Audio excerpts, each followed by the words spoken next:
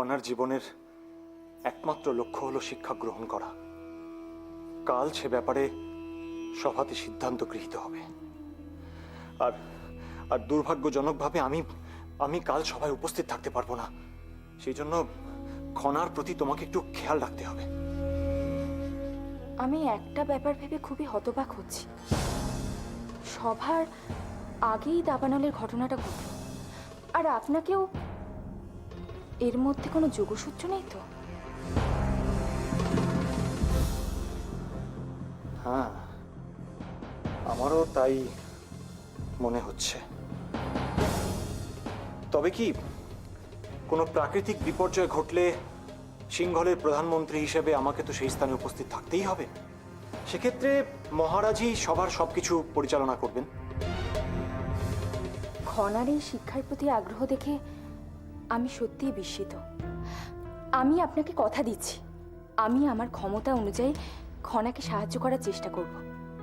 বাকিটা তো ভাগ্যের খেলা। তুমি তো এতদিন এখানে রয়েছো, আশা করি বুঝতে পারছো যে আমাদের এই প্রাসাদে কি রাজনৈতিক খেলা চলে। তাই খনা যদি কোনোভাবে এবং তুমিও যদি কোনোভাবে বিপদে পড়ো, তৎক্ষণাৎ তোমরা কিন্তু রাজিমার সঙ্গে আলোচনা করো। সেদিক থেকে আপনি নিশ্চিত থাকবেন প্রধানমন্ত্রী মশাই। দেখো, কোনো বীর যোদ্ধার পক্ষেও সর্বদা চূড়ান্ত লড়াই করে যাওয়া অসম্ভব। খনা যাতে হতোদ্যম হয়ে না পড়ে সেদিকে কিন্তু তোমাকে খেয়াল রাখতেই হবে। খনাকে আমি যতটুকু চিনেছি তাতে তো আমার মনে হয় খনা কখনোই হতোদ্যম হয়ে পড়বে না। আর যদি প্রয়োজন হয় তাহলে আমার আড়ালে লুকিয়ে লুকিয়ে কি আলোচনা করছো শুনি?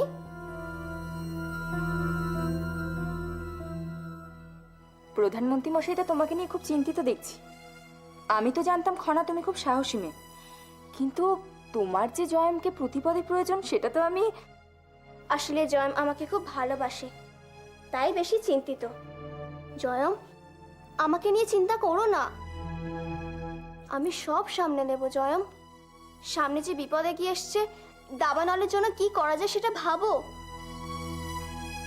খনা, তোমার আত্মবিশ্বাস, শিক্ষার প্রতি তোমার ভালোবাসা কতখানি তা আমি জানি, কিন্তু কাল সভাতে আমি সশরীরে উপস্থিত থাকতে পারবো না সেটা ভাবতেই আমার... তোমার সশরীরে থাকার তো কোনো দরকার নেই। তোমার আশীর্বাদ, স্নেহ, ভালোবাসা এসবই তো আমার উপর আছে। এসব নিয়েই আমি ঠিক জয়লাভ করব। জয়ম, আমি ঠিক জয়লাভ করব, তুমি দেখে নিও।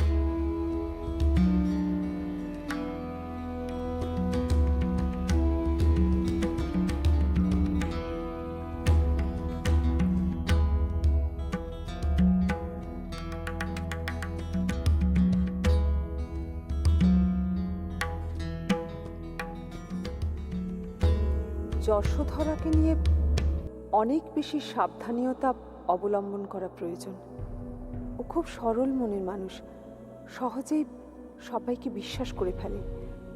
ত্রিজটা নিশ্চয়ই ওর কানে কুমন্ত্রণা দেওয়ার চেষ্টা করবে জয়দ্রুতকে নিয়ে। আসতে পারি দেবী জাহ্নবী? হ্যাঁ, আসুন, ভেতরে আসুন। এ আমি কি শুনছি দেবী জাহ্নবী? জয়দ্রথ নাকি প্রাসাদ ছেড়ে অন্য জায়গায় যাচ্ছে? হ্যাঁ, প্রধানমন্ত্রী হিসেবে ও অত্যন্ত কর্তব্যনিষ্ঠ, তাই ও বিপর্যয়ের কথা শুনেই ও মনস্থির করেছে ও সেখানে যাবে। কিন্তু কাল যে এত বড় একটা অনুষ্ঠান, যশোধরার কথা ভেবে আমার খুব খারাপ লাগছে। আমি আপনাকে একটা অনুরোধ করব। আপনার খারাপ লাগাটা দয়া করে যদি আপনি আপনার নিজের কাছে রাখেন, কারণ আপনার মুখ থেকে যশোধরা যদি এসব শোনে ওর মন অত্যন্ত খারাপ হয়ে যাবে। আমি চাই না কাল ওর দিনটা নষ্ট হোক। এ আপনি কি বলছেন দেবী জাহ্নবী? আমি কেন যশোধরার দিন নষ্ট করব? আমিও তো চাই যশোধরা আনন্দে থাকুক। বেশ, তো আমরা সবাই যখন একই জিনিস চাইছি তাহলে তার কোনো সমস্যাই রইল না। আমরা সবাই মিলে ওকে এমন আনন্দে মাতিয়ে রাখবো ও কোনো দিন এই দিনটা ভুলতে পারবে না। না দেবী জাহ্নবী, কোনো দিনও ভুলবে না। কাল ওর এমন অবস্থা হবে যা কোনো দিনও ভোলা সম্ভব না। আপনি কি আর কিছু বলবেন নাকি আমাকে? আপনি অকারণে আমাকে ভুল বুঝছেন দেবী জাহ্নবী। আমি কিন্তু সরল মনেই আপনাকে জয়দ্রথের যাত্রার কথা বলতে এসেছিলাম। জয়দ্রথ আর যশোধরার মঙ্গল কামনায় আপনি এতটা চিন্তিত, আমার কিন্তু খুব ভালো লাগছে। কিন্তু তবু আপনি একটা অনুরোধ আমার রাখবেন, কাল যশোধরার সামনে আপনি জয়দ্রথের কথা কিন্তু বলবেন না। কিন্তু আমি যতদূর জানি, নামকরণ অনুষ্ঠানে পিতার উপস্থিতি একান্ত কাম্য।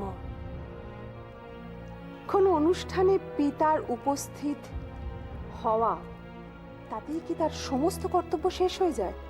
পিতার তো আসল কর্তব্য হলো সন্তানকে ঠিকমতো প্রতিপালন করা, তাকে ন্যায় মূল্যবোধ শিক্ষা দেওয়া। আমার আপনার সকলেরই বিশ্বাস জয়দ্রথ একেবারে আদর্শ পিতা হয়ে উঠতে পারবে, তাই না? এসব কিছু করার সুযোগ পেলে তবে তো জয়দ্রথ আদর্শ পিতা হতে পারবে। যদি এসবের সুযোগইও না পায় তবে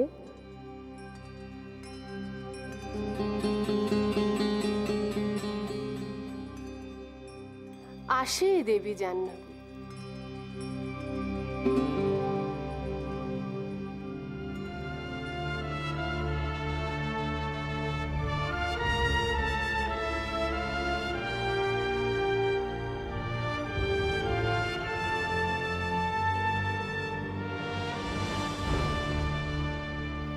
রাজিমা, তুমি দুশ্চিন্তা কেন করছো? দেখে নিও সব দিক দিয়ে মঙ্গলই হবে আমাদের। খনা খনা কেন জানি না আমার মন খুব গাইছে। এই যে রাজসভা আর নামকরণ অনুষ্ঠান একই দিনে আয়োজন করা, এটা কিন্তু কাকতালীয় ঘটনা নয়। আমারও তাই মনে হয় রাজিমা। দুর্ভাগ্যজনকভাবে এই প্রাসাদে সবকিছুকে সন্দেহের দৃষ্টিতে দেখতে হয়। যাই হোক না কেন, নামকরণ অনুষ্ঠানটির সব ব্যবস্থা আমি করব।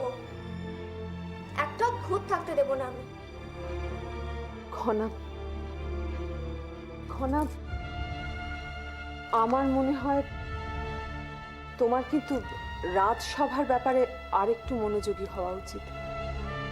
কিন্তু রাজিমা, আমি যে জয়মকে কথা দিয়েছি জয়ম ফিরে আসা পর্যন্ত সবকিছু আমি লক্ষ্য করব। কিন্তু এখন শুধুমাত্র নিজের সুবিধার জন্য আমি কি করে জয়মকে দেওয়া কথা না পালন করে থাকবো? খনা, তুমি যদি অন্য বিষয়ে এতটা ব্যস্ত হয়ে পড়ো তাহলে তো রাজসভায় তোমার নিজের বক্তব্য সঠিকভাবে রাখতে পারবে না। একটা কথা বলবো রাজিমা? বলো। আমার মনে হয় যে খনা নিজের যোগ্যতা দিয়েই দুদিক সামলাতে পারবে, ওর কোনো সমস্যা হবে না। কিন্তু সমৃদ্ধি, একটা কথা, এই যে এখন চারিপাশটা নিস্তেজ হয়ে আছে, এটা কিন্তু খুব বিপজ্জনক। সুতরাং খুব সাবধানে পদক্ষেপ ফেলতে হবে। জানি রাজিমা, আপনি নিশ্চিন্ত থাকুন, আমি সর্বক্ষণ খনার সাথে আছি। আসলে সমৃদ্ধি, কি জানো তো, দেবী গোদাবরী যেভাবে কথা বলে গেলেন আমার সঙ্গে, তাতে কিন্তু মনে হচ্ছে ওনাদের মধ্যে বিশেষ কোনো পরিকল্পনা আছে। রাজিমা, পিসিও আমার সঙ্গে কথা বলতে এসেছিল। তিনি যেভাবে আমার সঙ্গে কথা বললেন তাতে আমিও নিশ্চয়ই ওদের মনে কোনো পরিকল্পনা আছে। এই কথা তাহলে নিশ্চিতভাবেই বলা যায় যে কিছু না কিছু একটা ঘটবেই। কিন্তু কিন্তু খনা, তোমাকে তাতে ভয় পেলে চলবে না। তোমার লড়াই তোমাকেই লড়তে হবে। সমৃদ্ধি, তোমাকে একটা দায়িত্ব দেব। নামকরণ অনুষ্ঠানের দিনে তুমি ঐশিকার ওপর বিশেষভাবে নজর রেখো। ঐশিকা খুব নরম মনের মানুষ, ও সহজেই মানুষকে বিশ্বাস করে ফেলে। তুমি দেখো ঐশিকার যেন সেদিন কোনো ক্ষতি না হয়। ত্রিজটা দেবী গোদাবরীর করাল পরিকল্পনার শিকার যেন ঐশিকা সেদিন না হয়। এই দায়িত্বও আমি পালন করবো রাজমা। কোনোভাবেই রানীমা এবং খনাকে আমি বিপদে পড়তে দেব না, কিছুতেই না।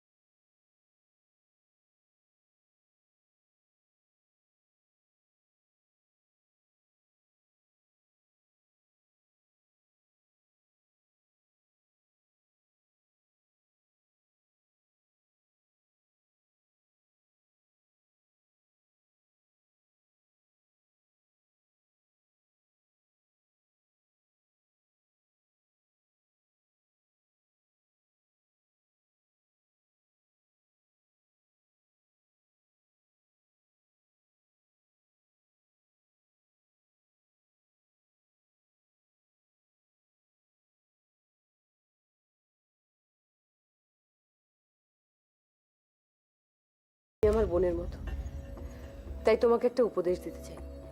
তা কেন রাজুদি? ও যদি সত্যিই আপনার বোন হয় তাহলে আপনি উপদেশ বলছেন কেন? আদেশ বলুন। সেটা আমি আর যশোধরাই বুঝে নেবো ঐশিকা।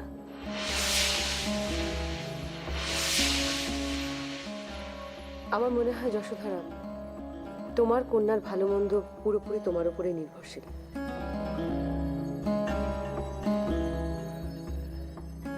তাই কোনো হঠকারী সিদ্ধান্ত নিও না।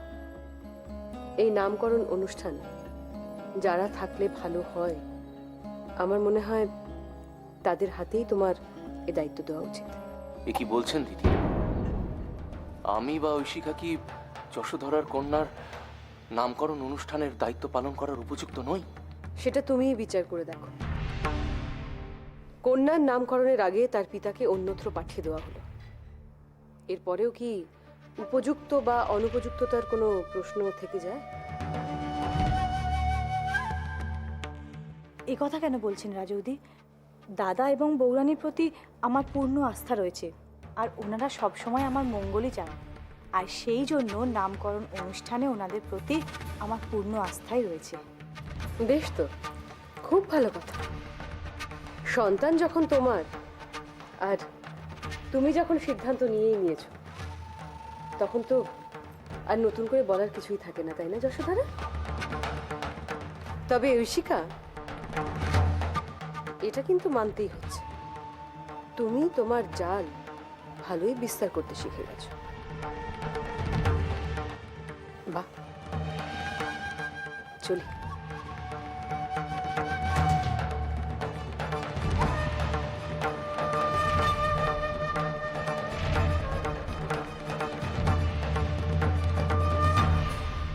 ঠিক এটাই তো চাইছিলাম। সিংহলের রানী যদি এই অনুষ্ঠান পরিচালনা করে, তার থেকে মঙ্গলের তো আর কিচ্ছু হতে পারে না। এখন শুধু কালকের জন্য অপেক্ষা। সিংহলের রানী আর ভাগ্যলক্ষ্মীর ভাগ্যে কাল বিশেষ অনেক কিছু অপেক্ষা করে আছে।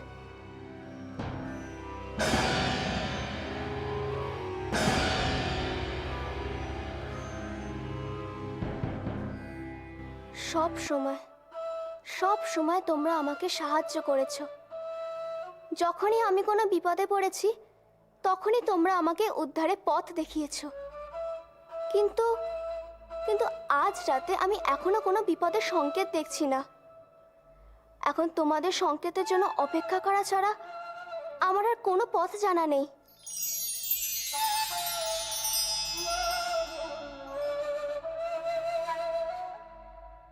কাল রাজসভায় আমার সামনে কঠিনতম পরীক্ষা।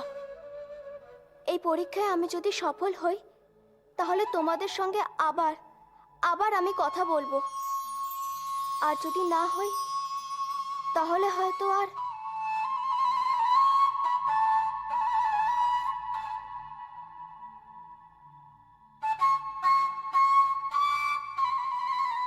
তোমরা তো জানোই সারা জীবনই আমাকে লড়াই লড়তে হয়েছে। কালকের এই লড়াইয়ের জন্য এত বছর ধরে আমি অপেক্ষা করেছি। এই লড়াই আমাকে জিততেই হবে।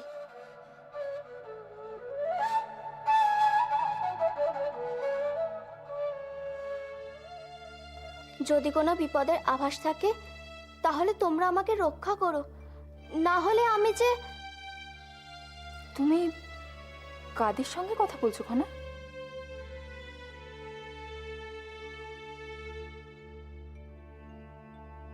তারা? তারাদের সঙ্গে তোমার কি জাতীয় সম্পর্ক? গভীর সম্পর্ক ঋদ্ধিমণি। তুমি জানো তারারা কতবার আমাকে বিপদমুক্ত করেছে? আমি যখন অপহৃত হয়েছিলাম তারারাই তো আমাকে ফেরবার পথ দেখিয়েছিল। আশ্চর্য, এমনও হয় বুঝি? হয় ঋদ্ধিমণি, হয়, সবই হয়। তুমি যদি অন্তর থেকে কারোর সঙ্গে বন্ধুত্ব করতে চাও সেই বন্ধুত্বের সাড়া তুমি পাবেই। আমিও তো তারাদের সঙ্গে অন্তর থেকে বন্ধুত্বের সাড়া পাই। আচ্ছা খনা, একটা কথা আমি বলো তো, শিক্ষার জন্য তুমি এত উদ্গ্রীব কেন? শিক্ষার প্রতি এত ভালোবাসা তো সবার মধ্যে দেখা যায় না, অথচ তোমার মধ্যে। সত্যি কথা বলবো, আমিও জানি না কবে থেকে আমি শিক্ষাকে এত ভালোবেসে ফেলেছি। এখন মনে হয় শিক্ষা ছাড়া বেঁচে থাকাই আমার কাছে অযৌক্তিক। শিক্ষার প্রতি এত দায়বদ্ধতাও কিন্তু কারোর মধ্যে দেখা যায় না। দেখবে একদিন না একদিন এই দায়বদ্ধতার মূল্য সবাই দেবে। দেখবে খনা, তুমি একদিন খুব বড় হবে। তার আগে বলো তো, আমি এই অধিকার জয় করতে পারবো তো? আমার বিশ্বাস তুমি পারবে। তোমার যোগ্যতা, তোমার তোমার নিষ্ঠা, দায়বদ্ধতা কিছুতেই ব্যর্থ হতে পারে না খনা, কিছুতেই পারে না।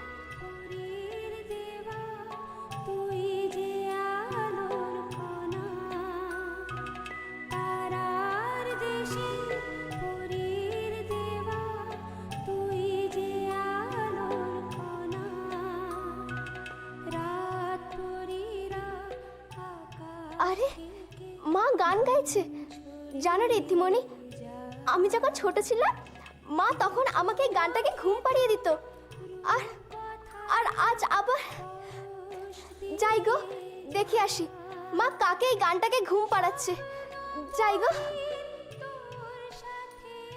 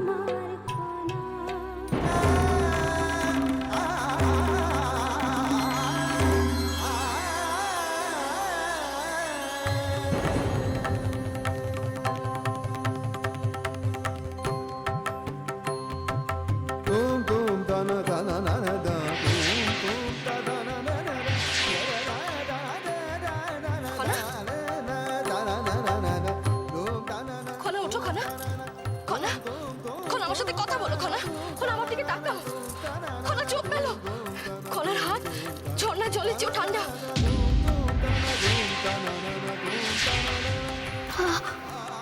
খনা খনা খনা খনা